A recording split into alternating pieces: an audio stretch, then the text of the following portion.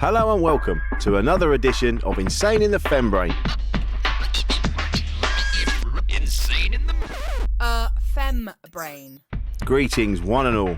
I hope you're all well, as I always say, and I genuinely mean that.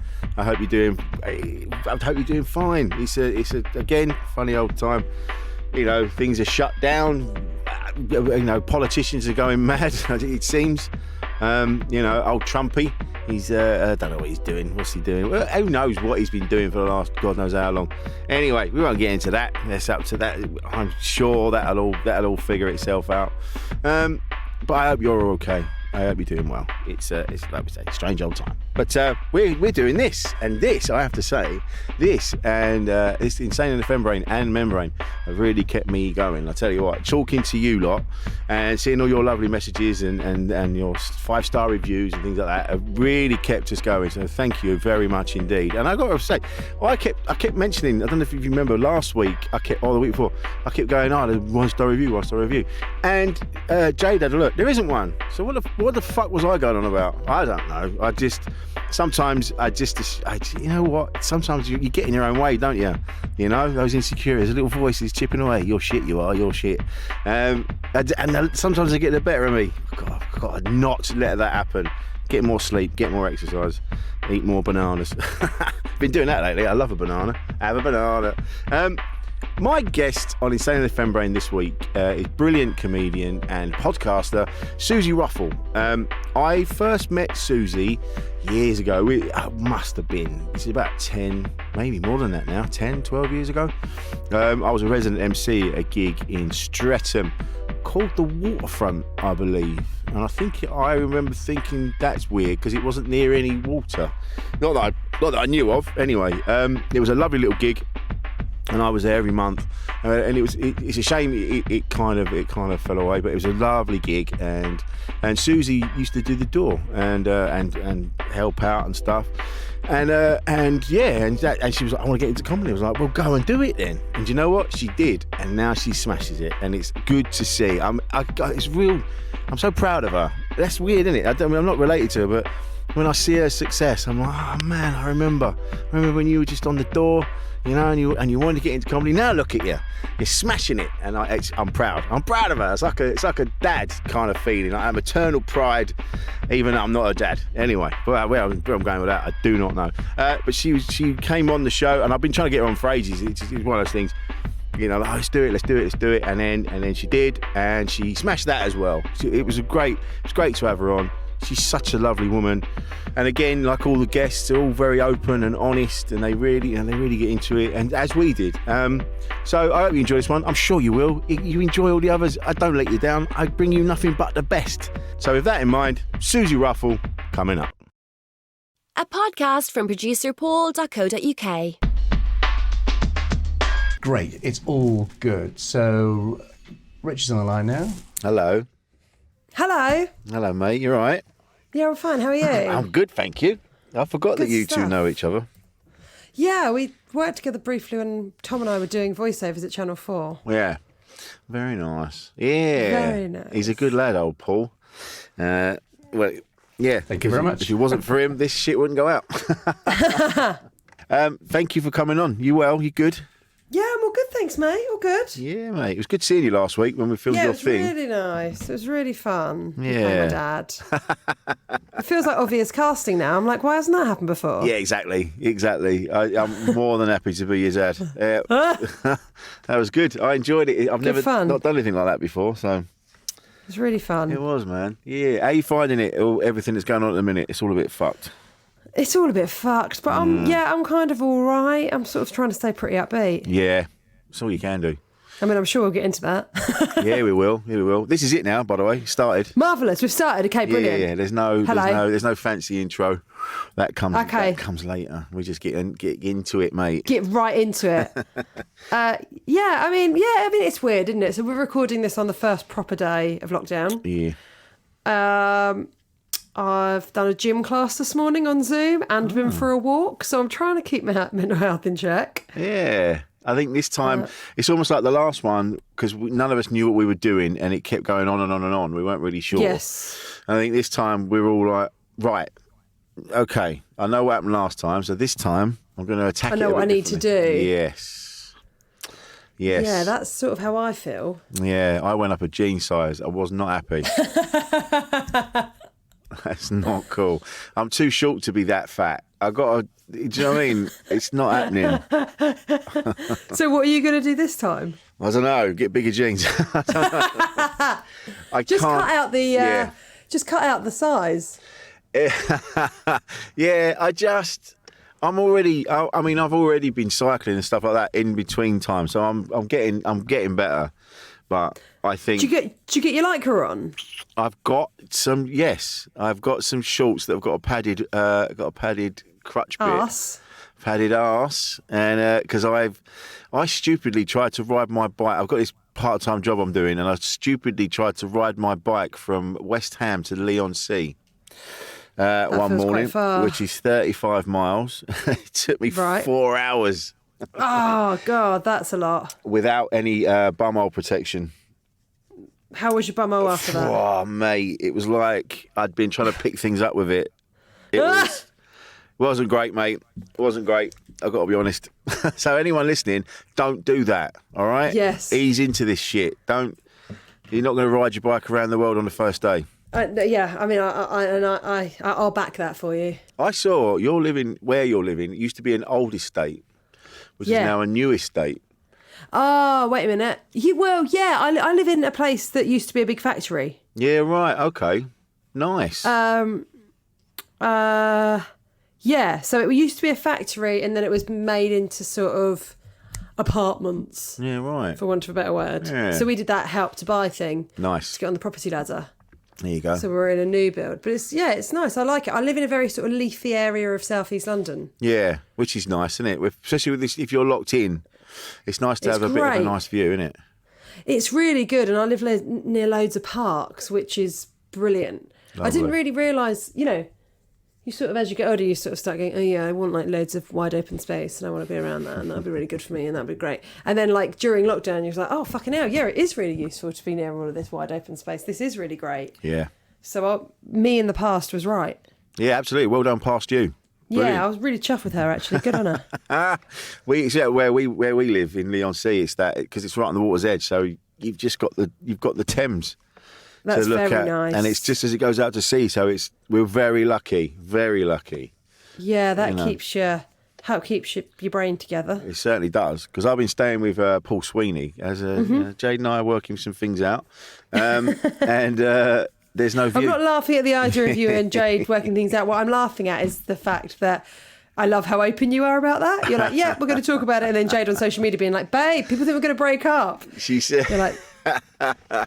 We were at a gig the other night and I've got this bit about it, and she shouted out from the back of the room, stop fucking telling everybody we're on a break. I'm like, we are on a break. She went, no, it doesn't mean what you think it means. And she kept going. What do you think it means? Well, she's going like, oh my God, is this Ross and Rachel? This feels so familiar. That's what she said. She goes, people, if you say we're on a break, they think we're on a break from each other, whereas you're just living somewhere else. And it's different. We're not in a relationship. And I was like, yeah, I know that. And she went, yeah, but other people don't. And then she's like, and if you keep telling people that, you're going to end up having sex with someone else. Right, okay. When? People aren't queuing up for this, mate. I don't know. So I've stopped. I think after all that chat about your arsehole, you might get some luck. Someone might want to kiss it better. Oh, that's too much. That went too far. Very blue. That's Sorry very that, blue mate. early doors. Well, do you know what? It's been so long, I don't mind. Someone come around and kiss my bum, I'll better. That was out loud, I said that. Good times. Yeah, you did, mate. Yeah, you said that out loud. You're in a relationship, aren't you? I am, yeah. How's that going with all the lockdown gubbins? Are you two all right, yeah? Yeah, I've really sort of enjoyed being able to spend all this extra time with her. Alice has got a normal job. And, we spend a good amount of time together. But, my life is often gigging or on tour. And so we've had this extra time together, which has been amazing. And I also think it's sort of made me restructure how I want my life to look in the future. I don't want to necessarily be gigging 8 times a week anymore or 7 times a week. I think that after all of this, I think I will... Don't get me wrong, I absolutely love stand-up, and I think I'll always be a stand-up. And I think no matter what happens in my career, I will always do stand-up. I love it. I really love the craft. I really love doing it. But I do think that I've become, I don't know, a bit more aware of like how much I like being at home, how much I like just Alice and I being together and not doing too much else, having, I've never had really full weekends off. No. And I think I'll be having a lot more of that. Yeah, I know what you mean. I said that on Helen Rutter's, Rob Rouse's wife's episode. And I said the same thing. I said, all this stuff happening suddenly made me realise, like, oh yeah, I didn't have to leave early from that wedding. I probably could have stayed and not been such a prick and put money and gigging first. Yeah, I think you're right. I had a person called Travis Alabanza on my podcast, and they were saying that they'd never had like a break before in their work. They'd never, having an enforced break was actually quite helpful because, being someone that's always trying to work, always trying to get on to the next thing, they'd always sort of not really had those breaks that other people have. I feel like a lot of other people in their careers, they'll have, a holiday or a few weeks off, or they'll get time off around Christmas, which we can do. But I think that there's this, I don't know, certainly when I started stand-up, it felt like there's loads of people that want to do it. You've got to be really, really good to go professional and make a living out of it. I think sometimes as a woman, you've got to be especially good to be able to play the clubs, which I was very much a club act. And still am in many ways. I'll do the clubs when they're back. Yeah. And so I just knew that I had to get really good and had to work out how to do it right and work out how to be as funny as possible. And so I was sort of on a treadmill for about 10 years. And this enforced stop, I think, has been really useful to sort of recalibrate how I want my life to look. Yeah. Post-lockdown. Absolutely. I think I got to a point I was getting a bit jaded with it. Just being out every night, just doing it, plugging away, not necessarily chasing fame, but like you just said, like I need to be working on this all the time. I need to improve, need to be better. And taking things for granted as well. I remember I was in the Alps. I was in the French Alps about sort of January time. Oh no, it might have been before that. But I'm in the Alps and I'm sitting in the bar up the mountain. I'm like, fucking skiing. I'm fed up with skiing.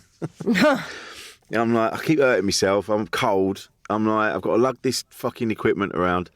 And then I suddenly, when all this stuff happened, I'm like, you fucking knob. Yeah, right. You know what? You really lost. You were. Exactly. You lost track of yourself there, you wanker. I think that it's good to sort of consider those things and go, is that what I want my life to look like? And for some people it is, but I think, having a healthy work-life balance, I think doing a job like this, you do sort of become more consumed by it to a degree. But it is important that you have other stuff. Also, as my agents always said to me, you need stuff to talk about.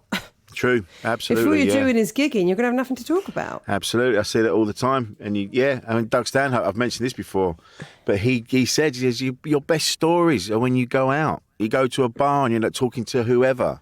That's where you get your material. Just sitting down on it with a blank piece of paper in front of you, going, right, I'm going to write some stuff. What are you going to write about? You're going to write about the paper that you're looking at. So, yeah, absolutely, get out there and live a bit. And like I say, downtime. There's comics, that do brilliant material, but a lot of their stuff will be, I was on this train or I was doing this, and you sort of go, you're constantly on the way to a gig. Yes. And it's like, do something else, mate. Yeah. Go and do something else. But you got your own podcast. I do, yes. And what's that called? So I've got 3 podcasts. Can you believe it? Look at that. We're all busy. I know, chill out. I've got one called Like-Minded Friends, which is a conversation podcast with me and Tom Allen every week. Lovely. Every 2 weeks at the moment. And then that's been going for about 6 years. And then I've got one called Out with Suzi Ruffell, where I interview people about coming out. Okay. Not just really about that. It's just a conversation, but both people happen to be gay. And then I have a podcast about the future of tech with Dr. Hannah Fry. Yeah, right. Which is a new thing that I've been working on sort of in lockdown about where sort of technology is taking us. It's frightening, I feel, some of it. Really? Yeah. I feel quite excited by it. I sort of went into it wondering if I'd feel a bit like that. But actually, a lot of the things that are happening are super positive. Yeah, right. But yeah, it's just sort of something else that I've got a bit of an interest in. So I thought, oh, why not? Yeah, right. Okay. I didn't know that about you. You're into your tech. I'm not. A bit, yeah. I'm not like the biggest tech head, but, there was the opportunity to work with Hannah Fry, who I think is brilliant, who's like... If you don't know who she is, she's sort of go-to brain box on BBC.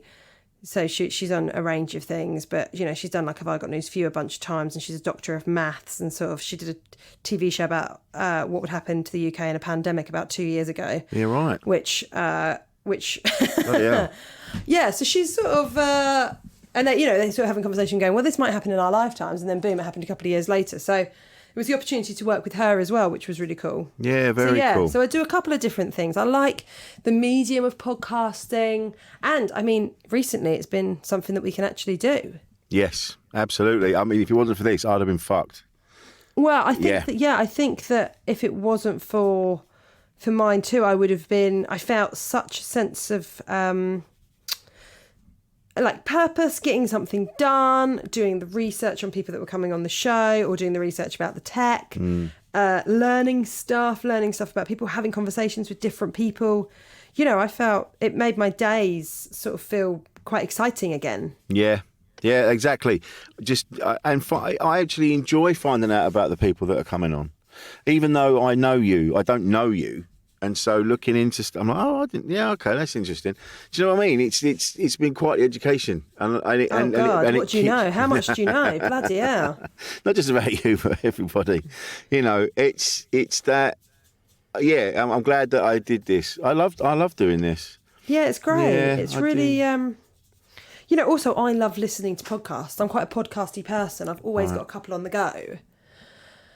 And so, there's go-to podcasts that I'll go to if I want to feel a certain thing or learn a certain thing or sort of just go somewhere else. Yeah. And so that's... so it kind of makes sense that I do it. Also, I'd love to do radio and hopefully at one point I'll do some presenting. But, that opportunity's not come up yet. So it's sort of, kind of similar to stand-up. I've got some autonomy with it. So I can just create something and put it out there and people can decide whether they listen to it or not. Yeah, that's it. It's like with this, we just put it out and we went, fingers crossed, hopefully someone will dig it. And people did. And it's been a real buzz. Yeah, it's been great. But you're the one you've got the one about Out. Yes. Now, because this is the thing, innit? People, I've spoken to people about this, about coming out. Mm-hmm. And there's that. Some people say, "Oh, well, it's different now," and people. It's almost like you don't have to come out now. It's like it's easier now, and blah blah. But that's not the case for everybody. Oh no, definitely not. Well, I think it's. I think it's certainly there's some things that are easier now. Certainly in this country, it's easier. Homosexuality was only decriminalised in '69, I think. So I can't think, what it would have been like to live as a gay person prior to that. But, it's worth remembering that there's still 71 countries across the globe where it's illegal to be gay. There's still 11 where it's punishable by death. Really? So yeah. So it's not like you sort of come out and then go, oh, well, this is fine. You come out and then you go, okay, well, my partner and I can't travel to that country. Or if you're a parent, if you're a gay parent, well, we couldn't take our child to Dubai. No. How would we explain that? No. Would it be worth it? what would we say that one of us is the nanny? Like, it just wouldn't be worth it to try and deal with that. Yeah. In somewhere that has these really sort of archaic and brutal opinions of homosexuality. Absolutely. I mean, it blows my mind that it's still a thing. Yeah, totally. But I mean, Yeah. all you've got to do is look at what's happening in America literally today, and you can see, lots of people are hateful. Oh God, yeah. Lots of people are only really interested in putting themselves first. Yeah. But I think, I think about that a lot when it comes to sort of coming out. And I sort of did wonder, I thought, does the world need this podcast? Should I do this podcast? And then I asked a couple of sort of famousy people if they'd do it, and they said, yeah. And then, the response I got immediately, from people all over the world, from people in countries where it's yet to be decriminalised, from people that are living in the UK, saying, oh God, I found this really hard. Or, there's a charity in the UK, AKT, formerly known as the Albert Kennedy Trust, and they work specifically with young people who are kicked out by their families when they come out. Wow. And currently their referrals are like through the roof. So yes, for lots of people in sort of this nice liberal bubble, yes, it is much easier. And, people's parents have gay friends and it's absolutely fine. And some people have no issue at all. But it's also worth remembering that, it's not that easy for others. No, especially like you say, where it's still a criminal offence to be. Imagine living that life where it's literally just down to your sexuality. Yeah. And you have to live in fear. Totally. Yeah. And like fear of being outed, fear of losing your job. I think in America there's still some states where you can be fired if people find out you're gay. Wow. That might be incorrect. So if anyone's like, you're wrong, like you don't need to tweet me. But there's certainly that was the case a few years ago. But yeah, or whether that will come back in with, whatever happens next. Yeah, well that's it, isn't it? It's hopefully he'll be gone. But it's that. Yes. But it's like if he comes back, then what? Or just like his appointment of Amy Coney Barrett, who's got really, really awful views about gay people. So on the one hand, it is so much easier than it's ever been, I think, to come out. And I think that loads of people have really wonderful coming out journeys and their families are super supportive and that's incredible. Yeah. But I think quite often people that say it's kind of okay to come out now are people that aren't gay. Every time. It's been a straight white person. Yeah. And you sort of go, well, and it's often the same people that will say things like, oh, well, it's, does racism really exist in this country? And you go, do you know what? We should probably speak to someone that's non-white about this because I think they'd probably have a better understanding of this than you sort of making up something. I know, and I still see that all lives matter. I'm like, oh God, that's not. Of course, they all matter, but that's not what it's saying. It's like that's not what we're talking about right now. Yeah, exactly. You can go to the shops unmolested. There's other people of colour that can't. Yeah, and that's what we're talking about. You fucking idiot. It's that. When you came out, I think you've told me this before, but I can't remember. But how was that? Was it? Was it easy for you? It was. Yeah, I knew I was gay for quite a long time before I came out. Yeah. I was quite scared of coming out. It took me about 7 years from realising I was gay to actually doing it. Yeah, right. And, I knew that my parents would love me, but I also knew that they would be worried about me, that it meant that I had this different life from what they'd envisioned for me, that they thought that my life would be a lot harder. I knew it would make them really worry about whether I was going to have a happy life, whether I was going to get, be attacked or something, whether my life would just be harder in general. But, I think I would say that my mum and dad took, my mum especially took a little while to sort of get her head around it, that I wasn't this person that she thought I was, even though I was, I was still me. Yeah. But, now we have an incredible relationship and she's enormously close to my partner, Alice. They love each other to bits and they're really, really close. And I said it in my most recent Edinburgh show, if I could go back and tell my sort of 14-year-old self that one day, my mum would say, oh God, it's like I've got 2 daughters, I love it. That, I would have exploded with joy if you had told 14-year-old me that's one day what my mum would say. But, I think it's important with these sorts of things to, sometimes people's initial reaction to anything isn't ideal. And whilst in an ideal world, people's reaction would always be, well, let me listen, let me understand. But sometimes people's reactions aren't great. But I think allowing someone to grow, allowing someone to change their mind, allowing someone to, do a bit of soul searching and do a bit of learning is a positive thing. Yeah. And that's true across the board, isn't it? That Yeah, the people don't seem to think that there's any room for change. There's all that old-fashioned thing of people don't change. Because Yeah. they do if you allow if you allow them to. I think something that's got like lost from this world is like there's absolutely nothing wrong with saying, do you know what, I was wrong about that. Yeah, I was wrong about that. Like that's like I think if we were all encouraged to say that a little bit more, yeah, we'd be living in a different place. You go, oh, do you know what, I've never considered that. I was really wrong about that. yeah. Rather than this like defensiveness. It's that fear of looking stupid, isn't it? And that's, Yeah, but I'm just so comfortable with looking stupid. I've done so much of that. Yeah. On stage, off stage.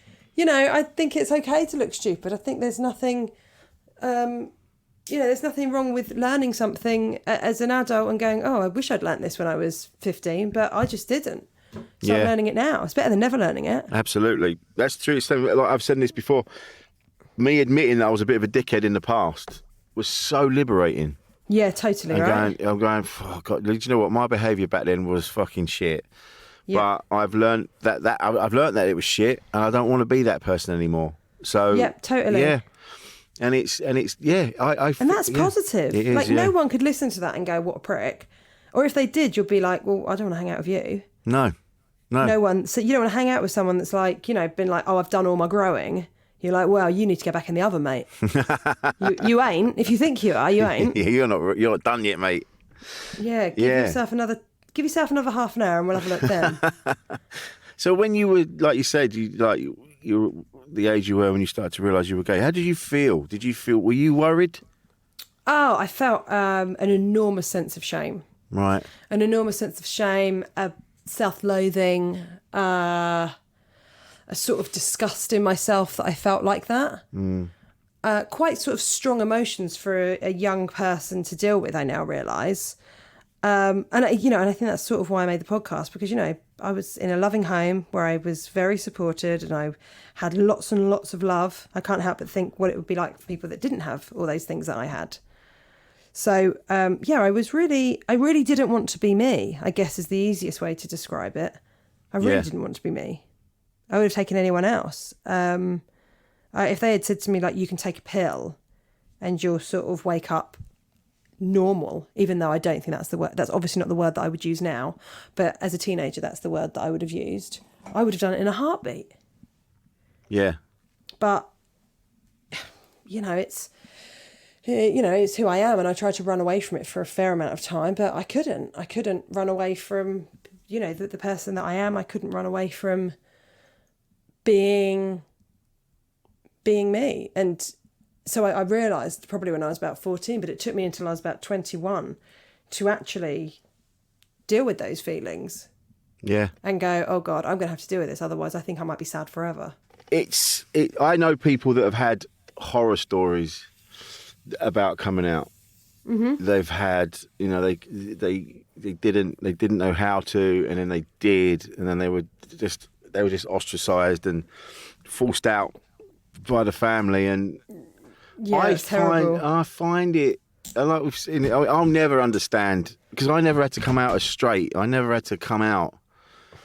I had to pretend to be gay when I worked in the gay sauna, but that's different. That was just me. That was just me trying to keep a job. But I will never understand that pressure, that having that like you were saying when you first sort of realised that you were gay, and that those feelings of self-loathing.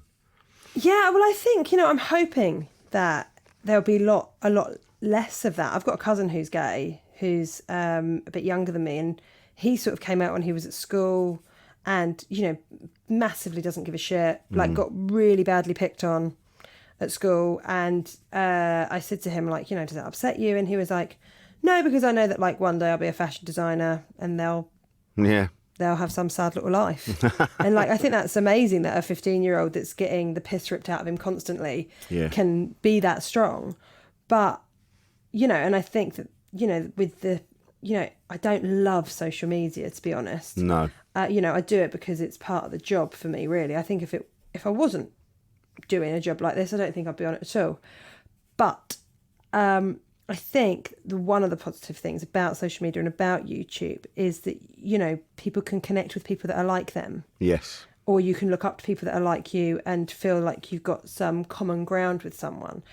And that's just something that I didn't have because I didn't really realise there was, you know, obviously by the time I was like 15, I was like, oh, okay, well, gay people exist, gay women exist, fine. You know, Sue Perkins is on telly, I get it. But back then, before I was 15, so before I really had an understanding of, oh, okay, well, these kinds of people live in the world as well. You know, when I was 11, 12, feeling like an outsider, not, you know, I couldn't quite put my finger on what it was. Yeah. I just felt like I was just really different to everybody and I couldn't really work out why. Yeah. It was like when I was at school, there was a couple of lads in our, you know, I went to an all-boys school and there was a couple of lads that have, you know, since, you know, they've come out as gay. But because they were a little bit more, for want of a better word, feminine than the rest of us, they used to get the shit ripped out of them, like properly. And you know, I did it a bit, and it was, and I'm not proud of that. You just didn't know it was that. I suppose, like we've said this before, it was that if someone else is getting picked on, you're not getting picked on for a little while. Yeah, you know what I mean? It was because it was a fucking horrible. It was horrible when I was at school. Yeah, you know. So I can't imagine. Where did you go to school? I went to Ramsden School for Boys in Orpington. Right, okay, so Kent. Yes. And was it rough? Well, it didn't say. I think it was. It wasn't rough. Like, we weren't scum, but we weren't brilliant. It wasn't like, I don't know anybody that came away from Ramsden School for Boys and went on to be the head of anything. You know, we didn't. Right, okay. It was a function-only school that you just went to and got through, you know, and then you went and got a job. You didn't go on to uni or anything like that? No, uni was never mentioned. That never came up. And sexuality wasn't really discussed. I don't remember having conversations about sexuality, even though we were like the first generation to do sex education. Talking about the fact that there were other you know, there were gay people and there were bisexual people. That we never talked about that. Well, I mean, that's only come into schools very recently. Really? That that people talk about that. Like, I mean, when I was at school, you know, it certainly wasn't discussed. And I'm a few years younger than you, but I'm not, you know, it's not like I'm in my 30s. Yeah. But, you know, it's not, I think it's still something that is, I think, you know, in faith schools, they can totally decide not to talk about that. Right, yeah. Yeah. Even now. Which is mad. Yeah, it is. It's mad, and this is where now. Although I've seen, is it the Pope's come out and now he's yeah, and you're like, good on the Pope. Yeah, and you're like, yeah, all right, yeah, because you realised you were losing a few quid by it. But it needs to be, these religions need to be more open to these things, you know. Well, I think the thing is that there's gay people in every religion. You know, some religions don't want to believe that, but there are gay people exist. There's nothing, you know, and. You know, you not talking about the fact that gay people exist isn't going to stop your son or daughter from being gay. That's the fear. People are like, I don't want my kids learning about this in case they become gay. Well, listen, I didn't know any lesbians. I didn't have any sex ed at school about lesbians. There was certainly no kind of, recruitment process. Yeah. It was something that was, it's something innate inside of me that I would never have been able to pretend wasn't there. Yeah. There needs to be more of there needs to, especially like with everything that's going on at the minute with the elections and the pandemic and everything, we seem to be losing empathy and understanding and giving a shit about each other. Yeah, that's a real concern, isn't it? I think that's the thing that, it's constantly us and them and how we feel, like, you know, and I think that's not, I don't know, I think it's really sad that we're living in a time where a footballer has to help kids get fed. I know. Like, I mean, what an incredible man. But I mean, you know, what a travesty that this country that we live in that is so rich. Yeah. You know, I appreciate we've lost a lot of money because of COVID, but, you know, the government has still managed to giving out, you know, deals with their friends to make PPE or whatever it is. You know, they're still managing to find all that money to do that. Yeah. After they fucked it up a number of times. But the fact that they can't find the money to feed children, I know. you sort of go, fuck. Like, what is this if we're a country that won't feed the youngest and the most vulnerable among us? Yeah, exactly. And I saw people arguing about it, and you're like, this isn't about the parents. It's not about whether people having kids because they can afford it or not. It's just about kids. There are kids that exist now that need a dinner. Yeah, and what a sad state of affairs if we're going, well, only these people can have children. What about, those children are just as valid. Okay, and, the circumstances change and, you can't say to people, look, just because you live under the breadline, because you're experiencing poverty, that means you aren't allowed to have the experience of being a mother. Like, what a terrible thing to suggest that we say to someone. Yeah. What is wrong with where are people's humanity? Well, exactly. It's exactly that. We're losing that humanity. That, yeah. It saddens me, and this is why I've started to stop looking at the news and things like that, and not because I don't give a fuck. It's because I give a fuck too much. Yeah. And I can't do. Sad. Yeah, I can't do anything about it. I can do my bit. I can donate, or I can go and help out, dishing out food or whatever, but I can't change stuff.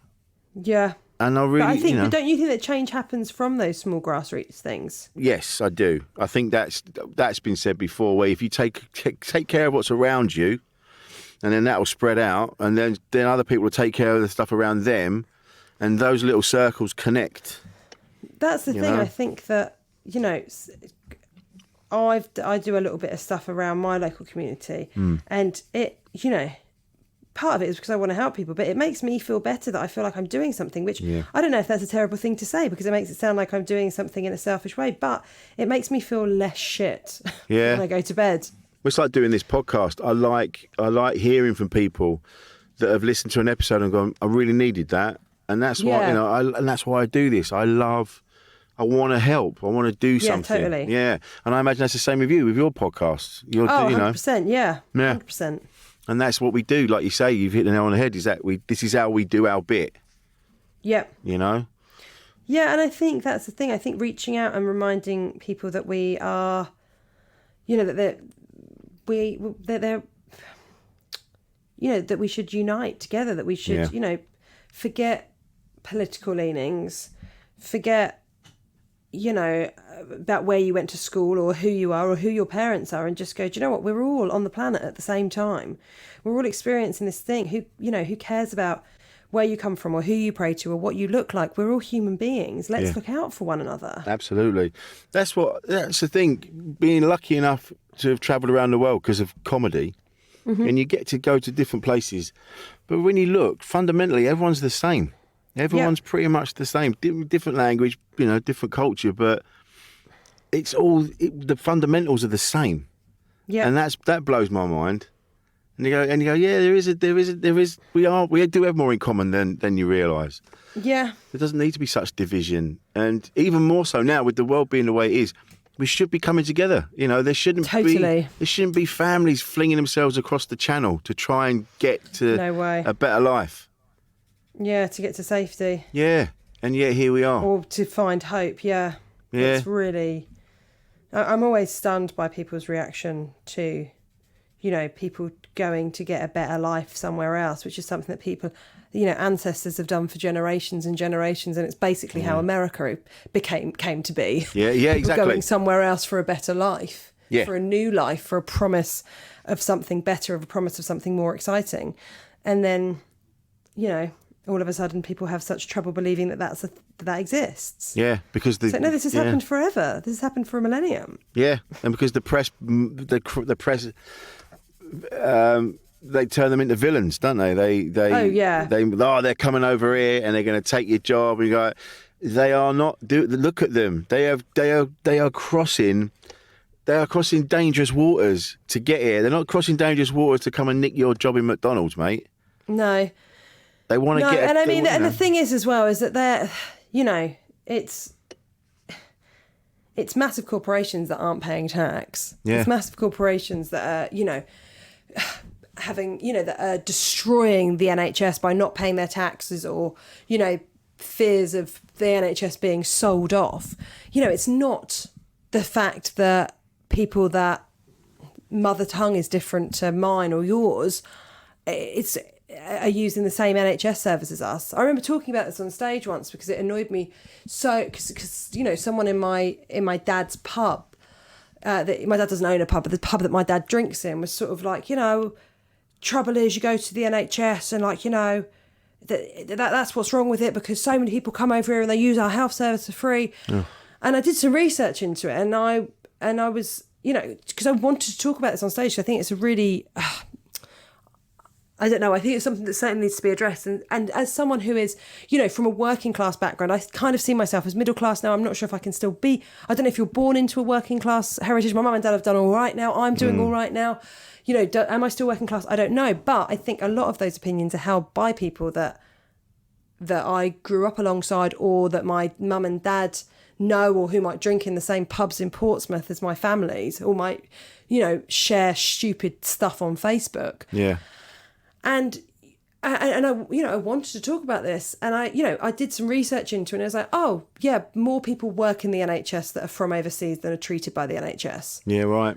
And but no one's interested in that. No. Because it's not an easy soundbite. It's not a get out of jail free card for you saying something pig-headed. Yeah. Yeah, exactly. This is the thing. They just want to say shitty things. They want to believe the shitty stuff. And really, if they looked into it like you have, I mean, literally, it would have been a page or two of a Google search. Oh, I mean, it's so easy. Yeah. And all the information's there right in front of you. Yet they genuinely believe that people sneak over here, and then they go straight to the hospital, go, right, fix me teeth, or whatever. Yeah, and I mean... like that. Do you have any idea how difficult it is to get a fucking...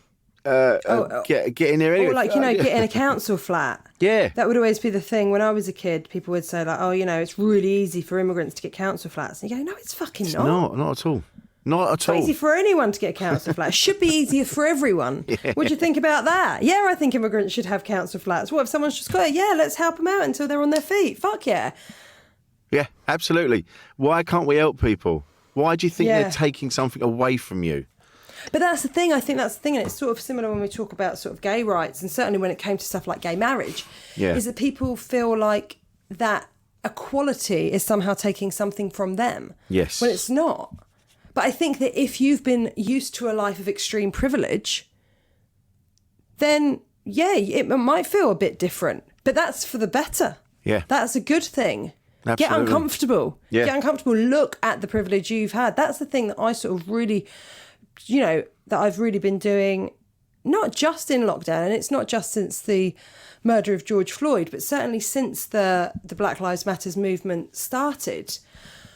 I think it's kind of good to get uncomfortable and go, oh, yeah, I live with a fair amount of privilege and I need to work on how, not being not racist isn't enough. It's about being anti-racist. It's about amplifying voices that need to be heard. It's about me sometimes shutting my mouth as a cisgendered white woman. Yeah. I think it's on us to have these discussions. Yes. It's, it's not on, non-white people to fix racism.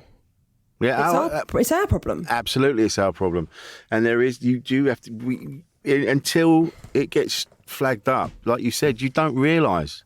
I didn't, like when the word privilege was first getting chucked around, I was like, well, I was doing the same as everybody else. I'm like, well, I'm skint. How am I privileged? How's that? Yeah. And it's not till later on you go, like, it's like we said earlier, it's like, no, you can go jogging in any area you like. Yeah. And you'll be unmolested. Yeah, there's other people that can't even go buy a pint of milk without the fear that they might not come home, which is insane. Absolutely insane. And you're right, it is up to us to make a difference and to make those changes and to educate ourselves and other people. And our relatives. Absolutely.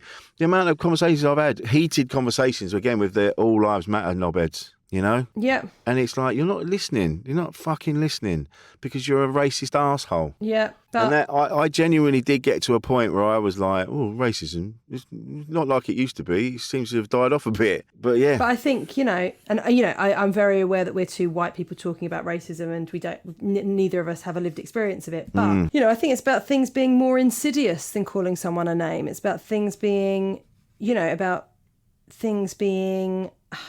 discussions happening about, the world being a bit fairer. And I guess about privilege, yeah. Yeah. The biases that exist. Well, it's systemic racism that comes up a lot, which I didn't really have an understanding of, really. But there's a guy, I've mentioned him before, a guy called Cody Johnston, and he does a show on YouTube called Some More News. And, I mean, he does it in a comedy way, but the things he's saying, like he was saying, he goes like, oh, people have been saying that systemic racism doesn't exist. Here's some examples of why it does still exist. And he went right back to where white people got their wealth from. Yeah, totally. And you're going, and I'm watching, I'm like, fucking hell, I had no idea. Black people have never been given a chance. They were enslaved for 250 years. And then it's all very well going, but then they abolished slavery. But they didn't give them any option. They didn't give them, they didn't go, right, there's your life. They didn't give them a new life. They just went, off you go. Good luck. And it's all that I didn't realise. I had no idea. But that's the thing. That's why I think that, we as white people, we've got to make sure that we're doing the work. We've got to make sure that we're reading the right stuff. We've got to make sure that, conversations exist after this point. People don't go, oh, well, I read that one book. And it's about being part of, continuing to listen, continue to showing up and learning stuff and taking it upon ourselves to learn stuff, not just waiting for someone to tell us. Yeah, absolutely. That's really important as well. Yeah, and it's that, and being able to turn around and go, yeah, actually, I did benefit from that. Yeah, totally. Yeah, I did benefit from that, and I never realised that, and I've never thought about that, and I should have thought about that. Yeah, but like you say, unless you don't realise that you should know about it, you just don't. You kind of just live in your life and you're trying to do your thing. And you're kind of, also, if you're someone that's not born into wealth, your struggle is different and your struggle is probably easier. But, sometimes you don't have time to look around you, or you haven't made time to look around you and really take things in. You're just kind of getting on. Yeah. Yeah. That is something that I'm sort of doing in myself now. And it's something that I think, I feel like the world's on pause a bit at the minute. Don't get me wrong, we need to get through an election and other stuff. But, wouldn't it be great if we come out of this period of COVID, of a worldwide pandemic, of a moment when everyone is staying indoors, and we go, the history books say, and after that there was a real shift in how the world, in compassion. Yeah. Wouldn't that be such a great thing if that's what the history books say about this moment? And it wasn't. There continue to be divisive people, there continue to be lying politicians, there continue to be it being left to footballers to make sure kids are fed. Yeah. I don't know if we've solved anything over the hour. Not Rich. really. No, we haven't solved anything. But I think it's the key point is talking. Yeah. But this is why this podcast exists, because I want people to know that they're probably doing the same as us. They're looking at the news, they're talking to friends, but no one has any answers. Yeah, I think, Because the people that are running things, the people that got elected in, don't know what the fuck they're doing either. No, that's true. And you're like, if we don't know, if they don't know, how the fuck are we supposed to know? Do you know what? This has been amazing, Suzi. Thanks for coming on. A pleasure. It's been lovely. You know what? Doesn't matter that we haven't got any answers. At least we're talking about it. That's the difference, I think. Absolutely. Where can we find you, Suzi? I'm all over Twitter and Instagram, and I'm on Facebook, and my podcasts are on all the podcast things. It's just Suzi Ruffell, or Suzi Ruffell Comedy if you're on Insta. Suzi Ruffell Comedy on Insta. That's brilliant. Suzi, thank you so much. It's been lovely. It's been a pleasure to have you.